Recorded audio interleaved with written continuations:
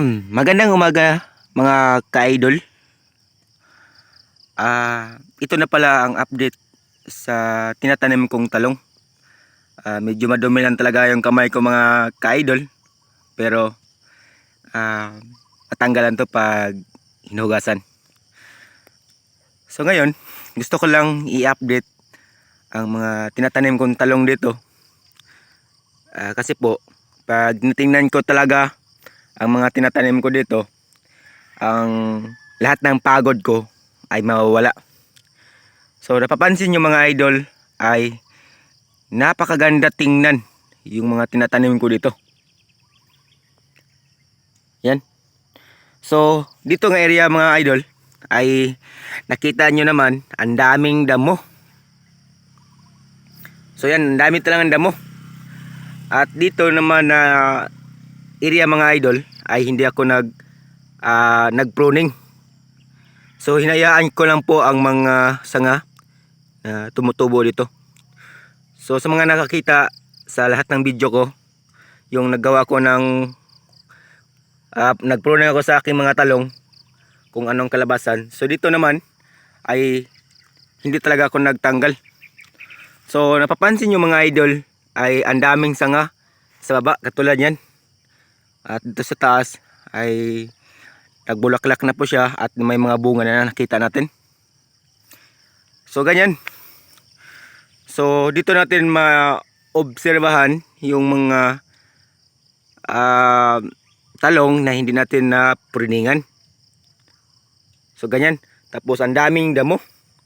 So with the observation mga idol, para lang po sa akin, hindi na talaga ako nagtanggal ng damo ng inubusan, kundi ginagabutan ko lang po yung mga malaking damo na tumutubo. So ito na po ang sistema. So yan, para sa akin mga idol, kasi po kulang tayo sa supply ng tubig. Para sa akin mas maganda talaga may mga damo dito sa baba, kasi po pag once na taginit ay hindi masyado matuyo yung dahon or yung part sa ating mga tinatanim na talong. So napapansin nyo mga idol ay may bunga na. So ang dumi talaga ng kamay ko, pero okay lang.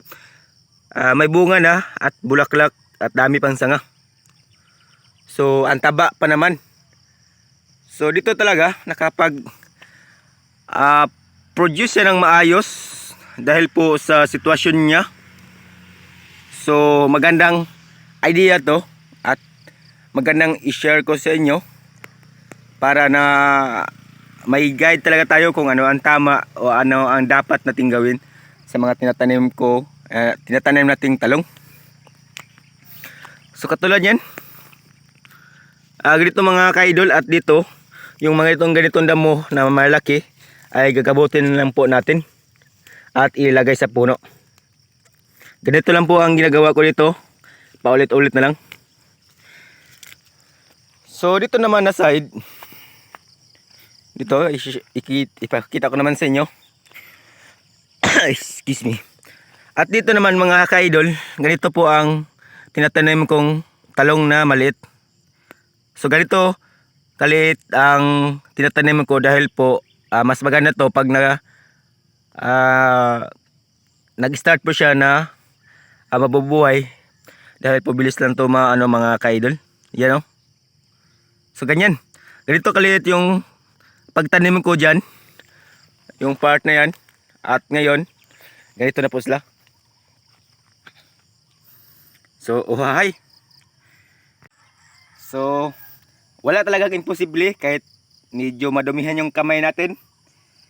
Ang importante ito, paano tayo kumita ng pera. Padandahan lang or kahit ano. Ang importante dito yung mahalaga. At dito mga idol, para sa akin, habang tumatagal, lalong naobserbaran ni Junes TV yung mga magandang gawin, magandang paraan sa pagtanim po ng talong at iba pang mga pagkikitaan dito sa probinsya. So sa mga nakikita nyo sa aking video nakaraan, lahat ng mga ginagawa ko ay pinapakita ko sa inyo. So sa mga nanood dyan, kayo na po ang mag-estimate kung anong dapat yung gawin. Yung mga mali ko dito ay pwede nyong itama. So kahit pa paano mga ka-farmers, dito may nakikita kong probe sa inyo kahit pa paano. So ganyan. Tapos yun na nga ang una kong ginagawa ngayon sa paglagay po ng poste. Kasi malaking bagay rin yan. Once na lumaki talaga siya, pwede nyong itali lang sa puno ng poste yung mga mga idol, yung mga puno ng talong.